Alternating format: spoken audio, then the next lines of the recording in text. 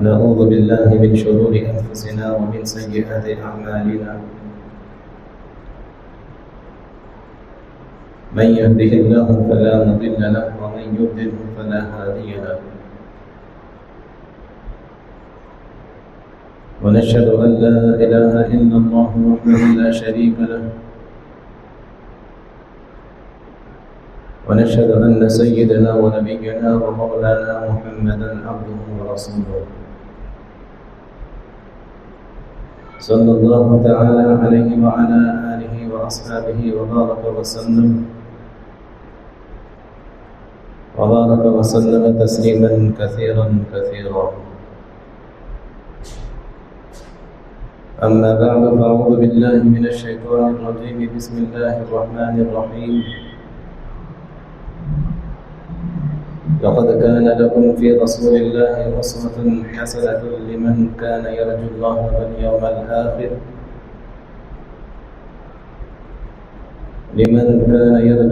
واليوم الآخر وذكر الله كثيرا وقال النبي صلى الله عليه وسلم لا يؤمن أحدكم حتى يكون هواه تبعا لما جئت به أو كما قال عليه الصلاة والسلام رب اشرح لي صدري ويسر لي أمري واحلل عقدة من لساني يفقهوا قولي. معزز سامعین، گزشتہ کچھ جمعوں سے بات چل رہی ہے حضور اکرم صلی اللہ علیہ وسلم کی سنتوں کے تعلق سے. بہت ساری یا یوں کہیے کہ کچھ سنتیں آپ حضرات کے سامنے بیان کی گئیں، جیسے ناخن کا نکالنا، جیسے مونچھ بنانا،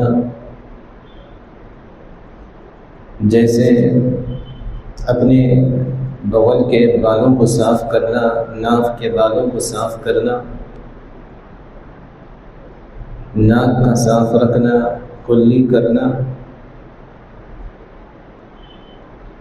اسی طرح سے ختنہ کرنا، اور خاص طور سے حضور اکرم صلی اللہ علیہ وسلم کی وہ سنت جو اللہ کے رسول صلی اللہ علیہ وسلم دنیا سے رخصت ہوتے ہوئے بھی کرتے ہوئے گئے، اس کے اوپر بھی باتیں آئیں.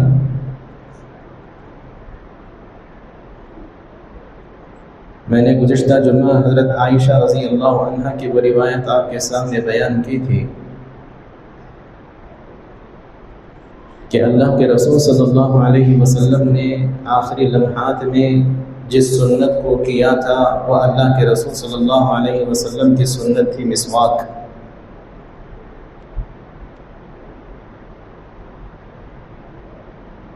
اسی لیے علماء کرام نے فرمایا کہ جیسے دوسرے اوقات میں مسواک کرنا سنت ہے، اسی طرح سے مرنے سے پہلے مرنے والے انسان کو مسواک کرنا بھی سنت ہے.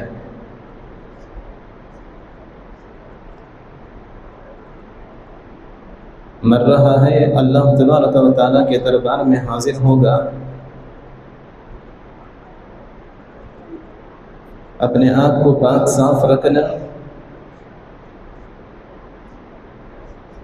مرنے سے پہلے اگر معلوم ہو جائے کہ مجھے ابھی موت آنے والی ہے، پردے ہٹ جائیں تو فوراً جا کر وضو کر لینا، باوضو ہو جانا.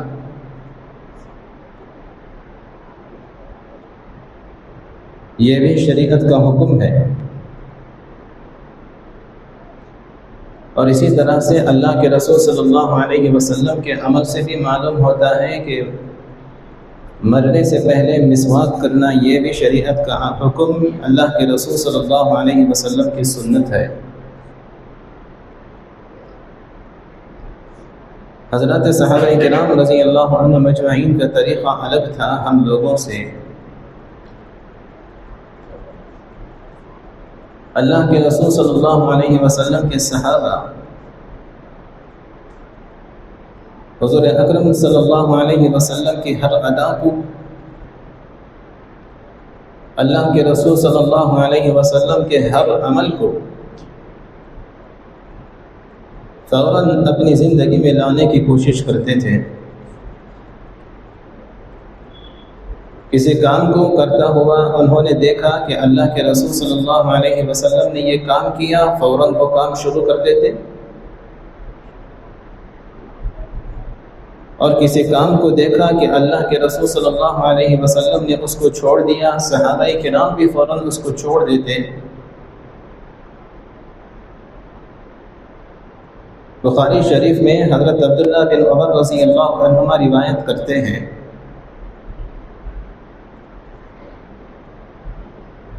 کہ شریعت میں سونا مرد کے لیے پہننا حرام ہونے سے پہلے اللہ کے رسول صلی اللہ علیہ وسلم نے بھی پہنا تھا، صحابہ کرام رضی اللہ عنہم اجمعین نے بھی پہنا تھا۔ اللہ تبارک و تعالیٰ کی طرف سے مرد کے لیے سونا پہننا حرام نہیں کیا گیا تھا، اجازت تھی۔ حضرت ابن عمر رضی اللہ عنہما فرماتے ہیں کہ اللہ کے رسول صلی اللہ علیہ وسلم نے حرام کیے جانے سے پہلے اپنے لیے سونے کی ایک انگوٹھی بنائی تھی۔ حضور اکرم صلی اللہ علیہ وسلم سونے کی انگوٹھی بنا کر پہنے۔ صحابہ کرام نے دیکھا کہ اللہ کے رسول سونے کی انگوٹھی بنا کر پہنے ہیں، تو سنت سمجھتے ہوئے آپ کی محبت میں دیوانے ہو کر صحابہ کرام بھی سونے کی انگوٹھی بنا کر پہننے لگے۔ حضرت ابن عمر فرماتے ہیں پھر اللہ کے رسول صلی اللہ علیہ وسلم نے ایک مرتبہ فرمایا کہ میں اس کو نکال دیتا ہوں۔ اللہ کے رسول نے سونے کی انگوٹھی کو نکال دیا اور فرمایا کہ میں کبھی نہیں پہنوں گا۔ حضرت ابن عمر فرماتے ہیں کہ صحابہ کرام نے جب دیکھا کہ اللہ کے رسول نے اپنی انگلی سے سونے کی انگوٹھی کو نکال دیا، صحابہ کرام نے بھی فوراً نکال دیا۔ اللہ کے رسول کو پہنتا ہوا دیکھا تو صحابہ نے بھی پہن لیا۔ اللہ کے رسول کو دیکھا کہ آپ نے اس کو چھوڑ دیا، صحابہ نے بھی اس کو فوراً چھوڑ دیا۔ یہ صحابہ کرام کی اللہ کے رسول صلی اللہ علیہ وسلم کے ہر عمل سے محبت کو بتاتا ہے۔ میں وہ کام کروں گا جو اللہ کے رسول کریں گے، میں وہ کام نہیں کروں گا جو اللہ کے رسول نہیں کریں گے۔ اللہ کے رسول کو یہ پسند، مجھے بھی وہ پسند۔ اللہ کے رسول کو یہ پسند نہیں، مجھے بھی پسند نہیں۔ یہ اللہ کے رسول کا طریقہ ہے، میرا بھی وہی طریقہ ہے۔ یہ طریقہ اللہ کے رسول کا نہیں تو میرا بھی نہیں ہے۔ یہ حضرت صحابہ کرام رضی اللہ عنہم اجمعین کا طریقہ تھا، ان کی طبیعت تھی، ان کا اپنا ایک مزاج تھا۔ حدیث کی ایک کتاب ہے سنن ابن ماجہ، اس کے زوائد ہیں، زوائد سنن ابن ماجہ زوائد ابن ماجہ کہا جاتا ہے۔ حضرت معقل بن یسار رضی اللہ عنہ فرماتے ہیں میں ایک مرتبہ کچھ دیہاتیوں کے ساتھ کھا رہا تھا۔ اس قسم کا قصہ حضرت حذیفہ رضی اللہ عنہ کے ساتھ بھی پیش آیا۔ اب میں جو روایت بیان کر رہا ہوں زوائد ابن ماجہ کی، وہ حضرت معقل بن یسار رضی اللہ عنہ کی ہے۔ حضرت معقل بن یسار رضی اللہ عنہ فرماتے ہیں کہ میں ایک مرتبہ کچھ دیہاتیوں کے ساتھ جو باہر کے تھے، اجمی تھے، دوسرے ملک کے تھے، کھانا کھا رہا تھا۔ جب میں کھانے کے لیے کھانا اٹھایا، نوالا اٹھایا تو کچھ دانے نیچے گر گئے۔ نوالا اپنے منہ میں ڈالنے کے بعد جو دانے نیچے گرے تھے میں نے ان دانوں کو اٹھایا، اس کے اندر جو لگی ہوئی تھی گندگی اس کو دور کیا، مان لیجئے دھول لگ گئی ہو یا کچھ کنکر لگ گئے ہوں، اس کو میں نے دور کیا اور اسے اٹھا کر اپنے منہ میں ڈال دیا، چبا لیا، نگل لیا۔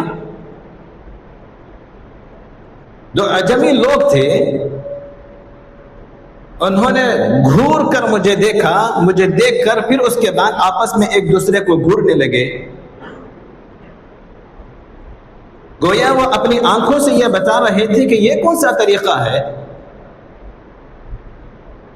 وہاں پر موجود لوگوں نے کہا کہ اللہ تبارک و تعالی امیر معقل بن یسار کے اوپر رحم کرے، کھانا سامنے اتنا سارا برتن میں رکھا ہوا ہے، گر گیا تو چھوڑ دیتے، ضرورت ہوتی تو برتن میں سامنے جو رکھا ہوا ہے اسے اٹھا کر کھا لیتے، گرا ہوا کھانا صاف کر کے کھانے کی کیا ضرورت ہے؟ حضرت معقل بن یسار رضی اللہ عنہ نے فرمایا تعجب ہے اس چیز پر تمہیں، جو کھانا گر گیا اس کے اندر لگی ہوئی گندگی کو دور کر کے کھانا جو میں کھا رہا ہوں اس پر تعجب ہے، پسند نہیں آ رہا تمہیں؟ حضرت معقل بن یسار رضی اللہ عنہ نے فرمایا کہ یہ دہقانی دیہاتی بے وقوف قسم کے لوگوں کے لیے میں اللہ کے رسول صلی اللہ علیہ وسلم کی تعلیم کو چھوڑ دوں؟ میرے نبی حضرت محمد صلی اللہ علیہ وسلم نے مجھے یہ سکھایا، ہم سب کو یہی سکھایا کہ کھانا کھاتے ہوئے اگر دانا نیچے گر جائے، نوالے کا کچھ حصہ نیچے گر جائے تو اسے اٹھاؤ، اس کے اندر جو گندگی لگی ہوئی ہے اس کو الگ کر دو، پھر اس کے بعد جو دانا ہے اس کو کھا لو۔ میں اللہ کے رسول صلی اللہ علیہ وسلم کے حکم کو ان بے وقوفوں کی وجہ سے چھوڑ دوں کہ لوگ دیکھ کر کیا کہیں گے، مجھے پرانے زمانے کے خیالات کا سمجھیں گے، پرانے زمانے کی تہذیب کا سمجھیں گے، لوگ اس چیز کو پرانی چیز سمجھتے ہیں، اس لیے میں اس سنت کو چھوڑ دوں؟ حضرت معقل بن یسار رضی اللہ عنہ نے سمجھایا اپنے عمل سے کہ مسلمانوں کو اللہ تبارک و تعالیٰ نے اپنے رسول صلی اللہ علیہ وسلم کے ذریعے سے جو شریعت عطا کی ہے اس شریعت پر چلنا ہے، اللہ کے رسول صلی اللہ علیہ وسلم کی سنتوں کو اپنی زندگی میں لانا ہے۔ یہ تصور نہیں کرنا، یہ خیال نہیں کرنا کہ ہمارے اس طرز کی وجہ سے، ہمارے اس طریقے کی وجہ سے معاشرہ کیا کہے گا، خاندان والے کیا کہیں گے، لوگ کیا سمجھیں گے، میرے دوست، میرے کام کرنے والے ساتھی کیا سمجھیں گے۔ حضرت حذیفہ رضی اللہ عنہ نے، جیسے میں نے کہا ان کے ساتھ اس قسم کا قصہ پیش آیا تو انہوں نے کہا اترک سنت حبیبی لہؤلاء الحمقاء، ان بے وقوفوں کے لیے میں اپنے حبیب صلی اللہ علیہ وسلم کی سنت کو چھوڑ دوں؟ ہرگز نہیں چھوڑوں گا میں۔ پہلی روایت بخاری شریف کی،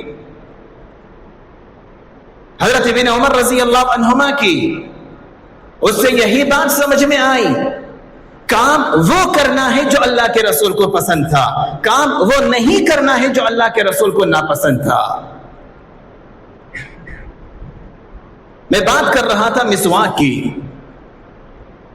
اللہ کے رسول صلی اللہ علیہ وسلم نے حضر میں بھی کیا، اللہ کے رسول نے سفر میں بھی کیا، اللہ کے رسول نے وضو کرتے وقت بھی کیا، نماز پڑھانے سے پہلے بھی کیا، جمعہ کی نماز سے پہلے بھی کیا، گھر میں بھی کیا، سونے کے وقت میں بھی کیا، سو کر اٹھنے کے بعد بھی کیا، مرنے سے پہلے بھی اللہ کے رسول صلی اللہ علیہ وسلم نے اس کو کیا۔ میں نے آپ کو بتایا تھا مسواک پکڑنے کا طریقہ بھی، میں نے آپ کو بتایا تھا مسواک کرنے کا طریقہ بھی، کہ دانتوں کو بھی کرنا ہے، زبان پر بھی کرنا ہے، اگر مسواک نرم ہو، تکلیف دہ نہ ہو تو زبان کے اوپر جو تالو ہے وہاں پر بھی کرنا ہے۔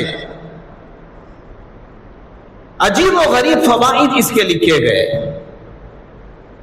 آنکھوں کی روشنی بڑھ جاتی ہے، حلق صاف ہوتا ہے، بلغم دور ہوتا ہے، معدہ صحیح ہو جاتا ہے۔ حضرت انس رضی اللہ عنہ فرماتے ہیں ایک صحابی نے عرض کیا، اے اللہ کے رسول، آپ مسواک کے بارے میں اتنی زیادہ ترغیب دے رہے ہیں، اتنی زیادہ ترغیب دے رہے ہیں، اے اللہ کے رسول کبھی ایسے ہوتا ہے کہ ہم دور ہوتے ہیں، ہمارے پاس مسواک نہیں ہوتا، تو ہم کیا کریں؟ اللہ کے رسول صلی اللہ علیہ وسلم نے فرمایا، انگلی ہوتی ہے نا تمہارے پاس، اگر تمہارے پاس مسواک نہ ہو تو انگلی کے ذریعے سے تم مسواک کر لیا کرو۔ مسواک ہو تو صحیح، اگر مسواک نہ ہو، اللہ کے رسول صلی اللہ علیہ وسلم بتا رہے ہیں کہ مسواک نہ ہونے کی صورت میں اپنی انگلی کے ذریعے سے دانتوں کو صاف کر لیا کرو، مسواک کی نیت کر لیا کرو۔ علماء کرام نے بتایا، فرمایا، محدثین کرام نے، اس حدیث شریف سے معلوم ہوتا ہے کہ مسواک نہ ہونے کی صورت میں بندے کو اپنی انگلی کے ذریعے سے دانتوں کو صاف کر لینا چاہیے۔ تفصیل لکھی علماء نے کہ شہادت کی انگلی سے دانتوں کو صاف کر لے، اور زبان کے حصے کو اگر صاف کرنا چاہتا ہو، زبان کو اگر صاف کرنا چاہتا ہو تو اپنے انگوٹھے کے ذریعے سے اپنی زبان کو رگڑ لے، اس کے ذریعے سے زبان کو صاف کر لے۔ ایسا نہیں کہیں پر بیٹھا ہوا تھا، گندا منہ ہے، آ گیا، صرف کلی کر کے آ گیا، منہ میں بدبو ہے، فرشتے تسبیح سن رہے ہیں، فرشتے وہاں پر کھڑے ہوئے ہیں، منہ کی گندی بدبو نکل رہی ہے، فرشتوں کو تکلیف نہیں ہونا چاہیے۔ اچھی طرح سے دانتوں کو صاف کر کے، اچھی طرح سے انگوٹھے کے ذریعے سے زبان کو صاف کر کے آنا چاہیے، نماز میں کھڑا ہونا چاہیے۔ حضور اکرم صلی اللہ علیہ وسلم نے فرمایا، بیہقی کی روایت ہے، یجزئ من السواک الاصابع، یہ جو انگلی ہے، مسواک نہ ہو تو تمہاری انگلی ہی مسواک کے درجے میں آ جائے گی، ثواب مل جائے گا دانتوں کو صاف کرنے کا۔ حضرت علی رضی اللہ عنہ تشریف فرما تھے۔ حضرت علی رضی اللہ عنہ خلیفہ ہیں، امیر المؤمنین ہیں، خلفائے راشدین میں سے چوتھے خلیفہ ہیں۔ آپ کی خلافت کے دور میں تشریف فرما ہے، ایک آدمی آیا، اس نے کہا، ارینی وضوء رسول اللہ صلی اللہ علیہ وسلم، اے امیر المؤمنین، خلیفۃ المسلمین، اللہ کے رسول صلی اللہ علیہ وسلم کے وضو کرنے کا کیا طریقہ تھا بتائیے مجھے۔ اپنے جانکاری رکھنے والے، معلومات رکھنے والوں سے آ کر سیکھا کرتے تھے، لوگ پوچھا کرتے تھے، بتائیے حدیث میں اللہ کے رسول صلی اللہ علیہ وسلم کا کیا طریقہ ہے، اللہ کے رسول اس موقع پر کیا کیا کرتے تھے۔ اس نے آ کر پوچھا، بتائیے اللہ کے رسول صلی اللہ علیہ وسلم کے وضو کرنے کا طریقہ۔ حضور اکرم صلی اللہ علیہ وسلم نے اپنے خادم سے فرمایا، پانی لاؤ، تو خادم پانی لائے۔ حضرت علی رضی اللہ عنہ نے پورا وضو کا طریقہ سکھایا، پورا وضو کا طریقہ بتایا، لیکن موقع ایسا تھا کہیں اور پر تھے، حضرت علی رضی اللہ عنہ کے پاس مسواک اس وقت میں موجود نہیں تھا۔ روایت میں آتا ہے، سنن کبریٰ بیہقی کی روایت ہے، حضرت علی رضی اللہ عنہ نے اپنی انگلیوں کو اپنے منہ کے اندر داخل کیا اور انگلی کے ذریعے سے دانتوں کو صاف کیا، اور بتایا کہ مسواک نہ ہونے کی صورت میں انگلی کے ذریعے سے دانتوں کو اور زبان کو صاف کرنا چاہیے۔ جب آپ آئے، مسواک نہ ہوتا ہے، مسواک رکھنا ہی ہے۔ گزشتہ 2 جمعہ، بلکہ یہ تیسرا جمعہ چل رہا ہے، اس بارے میں 2 جمعہ سے آپ کو بتا رہا ہوں میں، مسواک ہونا ہی ہے۔ میں تو کہوں گا ایسے ہی برش کرنا بھول جاؤ تو بھول جاؤ، لیکن مسواک کرنا نہ بھولو، بے شمار فوائد سے محروم ہو جائیں گے۔ حضرات انبیاء اور رسولوں کے علیہم الصلاۃ والسلام کی سنت سے محروم ہو جائیں گے۔ مسواک ضرور کیا کیجیے، لیکن کبھی بھول گئے نہ ہونے کی صورت میں اپنے انگلی کے ذریعے سے دانتوں کو صاف کر لیا کیجیے۔ حضور اکرم صلی اللہ علیہ وسلم یہاں تک سکھاتے ہیں کہ روزے دار انسان کو بھی مسواک نہیں چھوڑنا چاہیے، روزے دار انسان کو بھی مسواک نہیں چھوڑنا چاہیے۔ عام حالات تو دور کی بات، روزے کی حالت میں بھی مسواک کرتے رہنا چاہیے۔ حضرت عامر رضی اللہ عنہ روایت کرتے ہیں، حضرت ربیعہ، عامر بن ربیعہ ہیں، حضرت عامر ہیں بیٹے، ربیعہ ان کے والد ہیں، تو حضرت عامر اپنے والد ربیعہ صحابی ہیں، حضرت عامر اپنے والد ربیعہ رضی اللہ عنہما سے روایت کرتے ہیں۔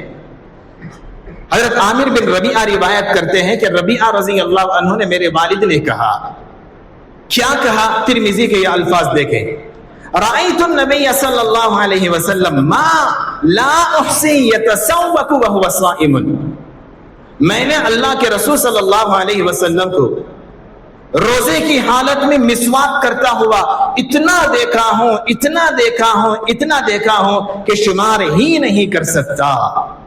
مطلب کیا ہوا؟ مطلب یہی ہوا اللہ کے رسول صلی اللہ علیہ وسلم روزہ ہیں تو مسواک کیا کرتے تھے، چھوڑتے نہیں تھے۔ مسواک کیا کرتے تھے روزے کی حالت میں بھی، چھوڑتے نہیں تھے۔ ایک تابعی ہیں جن کا نام ہے عبد الرحمن بن غنم رضی اللہ عنہ صحابی ہیں، حضرت غنم صحابی ہیں، انہوں نے ہجرت بھی کی تھی، مہاجر صحابی ہیں، ان کے بیٹے ہیں عبد الرحمن، یہ تابعی ہیں، روایت کرتے ہیں کہ میں حضرت معاذ بن جبل رضی اللہ عنہ کے پاس گیا، میں نے حضرت معاذ بن جبل رضی اللہ عنہ سے پوچھا کیا روزے کی حالت میں مسواک کر سکتا ہوں؟ حضرت معاذ بن جبل نے کہا مسواک کیا کرو روزے کی حالت میں بھی۔ تو میں نے ان سے پوچھا روزے کی حالت میں کب کرنا چاہیے؟ صبح میں بھی کر سکتا ہوں، دوپہر میں بھی کر سکتا ہوں، عصر کے بعد بھی کر سکتا ہوں کیا؟